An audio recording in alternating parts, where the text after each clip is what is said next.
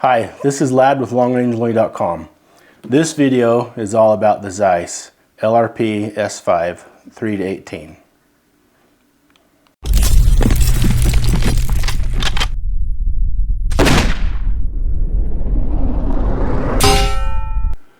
We've had this scope for the last 10 months and it's been mounted on several rifles. The 7 PRC, a 300 WSM, a 300 Mega, and a 300 PRC, which is this rifle. It's been zeroed many times. The zero stop has been adjusted many times. The elevation turret's been adjusted many times. And I think after the time that we've spent with it, we're ready to offer a review. We will cover the following items in this video: the reticle options, a short summary of the specs, the elevation turret, the windage turret, the diopter adjustment, the reticle illumination and control, the glass, and what we like and dislike about this scope. So let's go to the Zeiss website and I'll show you the two reticle options that are offered in this scope. First is the MOA reticle, which is in the scope that I have, and this is a very nice reticle with well-defined hash marks, numbers for your windage and elevation, and it's got the floating dot. This reticle, the scope is first focal plane, so this reticle gets big as you zoom in and small as you zoom out. The next reticle offered in this scope is for those that prefer MRAD. This reticle's similar, it's very nice with the floating dot, hash marks, numbering system, and elevation and windage holdovers. It also zooms in and out depending on if you are using 18 zoom versus the 3 power. Both great options in this scope for reticles. I think some of the best out there, in my opinion. Really love the floating dot, and this scope is, the options in this scope are pretty sweet. So there's a whole bunch of specs for this scope. Too much to go through on this video, but you can check them out on Zeiss's website. But just to hit some of the highlights, this scope weighs 33 ounces, a little bit heavy, but I think if you see all the features that are on this, you can understand why. It has a 34 millimeter main tube, the 50 millimeter objective, and it's 13 inches long. When you go to the range to sight in your scope, and you're doing this for the first time, or if you're placing this on another rifle, loosen the 2 set screws at the top, lift up on the elevation turret till it comes to a hard stop, and then tighten the 2 set screws. When you do this, it allows the turret to go past zero. It spins freely, and then you can sight in your rifle. Once it's sighted in and you want to set zero, what you do is you loosen the 2 set screws, push down on the turret until it comes to a hard stop, and twist it to zero. You'll hear audible clicks until you hit zero, but that's not making any adjustment. It sounds like it is, but it's not. And then once you come to the hard stop at zero, tighten the 2 set screws and you're done. And then you come to a hard stop at zero every time. It's all mechanically adjusted inside here. So when you do this adjustment, and when you sight in and when you set zero and you loosen the 2 set screws, you don't have to pull up on the turret and expose the inside or anything like that. You just lift it up till it comes to a hard stop, set the set screws to sight in, or when you're sighted in, loosen the 2 set screws, push all the way down, turn it to zero till it comes to a hard stop, tighten your 2 set screws and you're done. That's it. The windage turret on this scope is a locking turret. To unlock it, you pull it out and you can turn it. To lock it, push it in.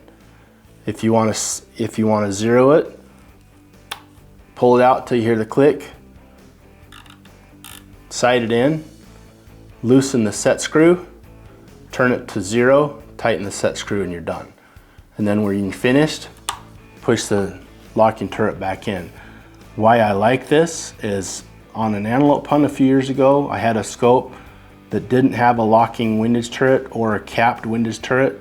I had my rifle in the scabbard on my side-by-side, and when I went to shoot an antelope at 500 and something yards with my muzzleloader, I didn't need to adjust the windage turret. I adjusted the elevation turret for the range that I dialed, and then when I fired, I was 18 inches off. I didn't hit him where I wanted to. I hit him 18 inches back. But he went down with that 310 grain muzzleloader bullet, which was pretty dramatic on that antelope. When I looked at my windage turret was 3 MOA off. So it turned when I pulled it out of my scabbard on my side-by-side. So that taught me an important lesson at that time.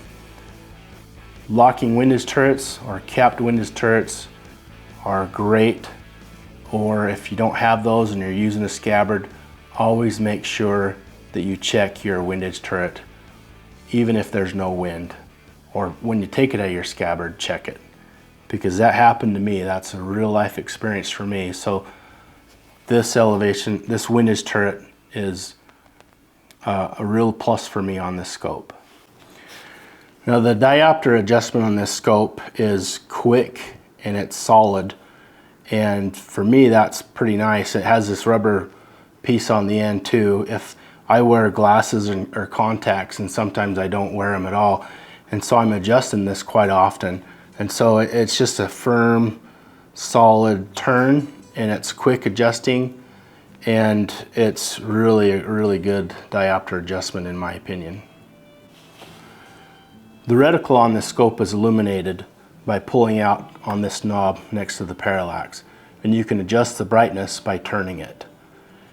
And then to turn it off, push it back in. And when you're out hunting, if you have it activated and you leave it on, this is digitally controlled, which means if you sling it on your shoulder, or if it's in the vertical position, it will go into the sleep mode. And then if you lay your rifle down this way or this way, it will also go into the sleep mode.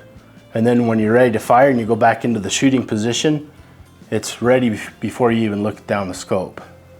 This will show you the illuminated part of the reticle, which is just the center floating dot and the crosshairs. This is near the highest setting, and it can go way down lower when it gets darker. I'll adjust it until you can see that there's the brightest.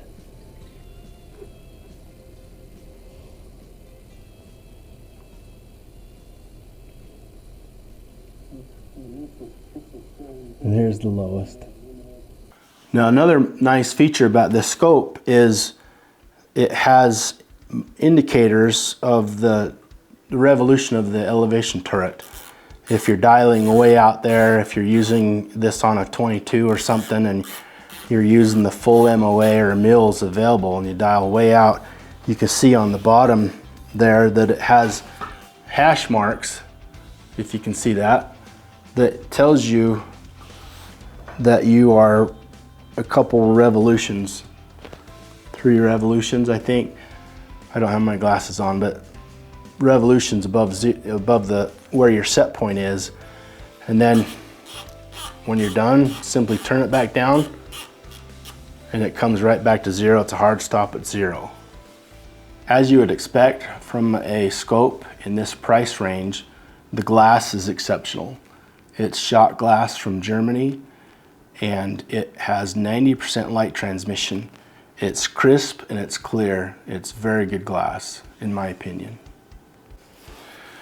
Okay, what I like about this scope, first and foremost, is the glass. The glass is as you would expect from Zeiss, from shot glass from Germany. It's crisp and it's clear, and I may be a glass snob, but you would expect glass to be this good in this scope in this price range, and it hits all those marks.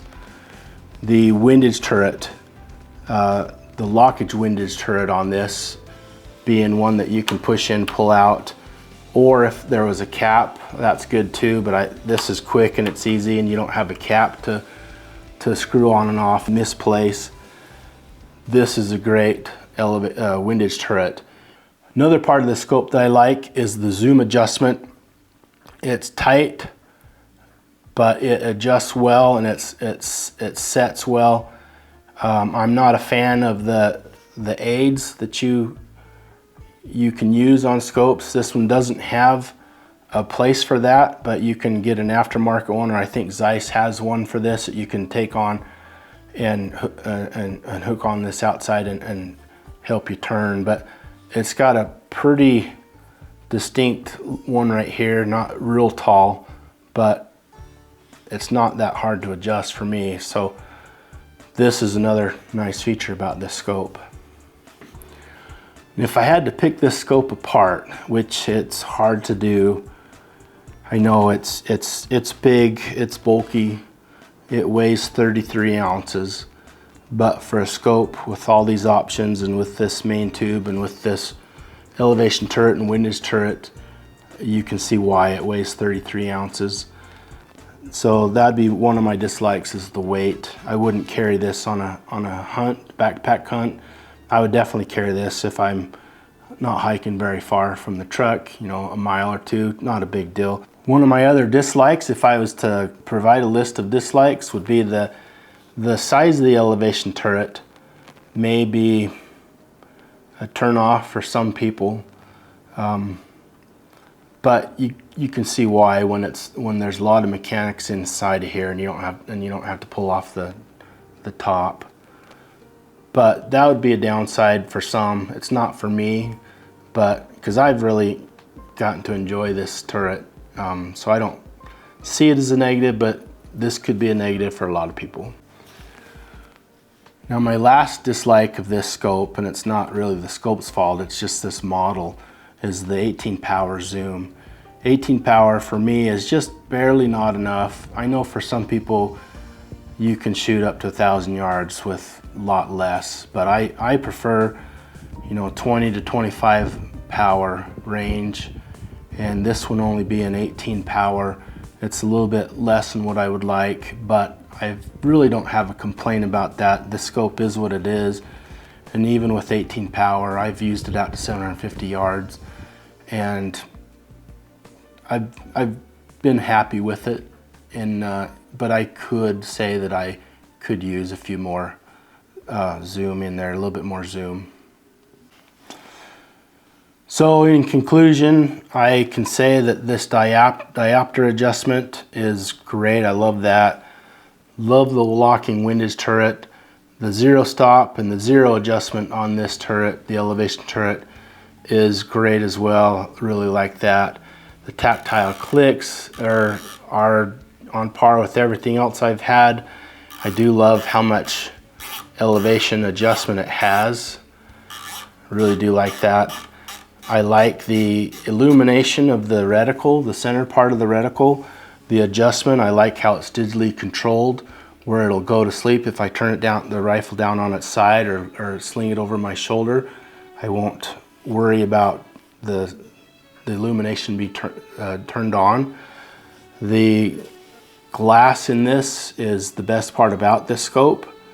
It's on par with everything else that I've had, and overall this scope gets high marks from me. I'm going to keep using this scope on whatever rifle I put it on for a while.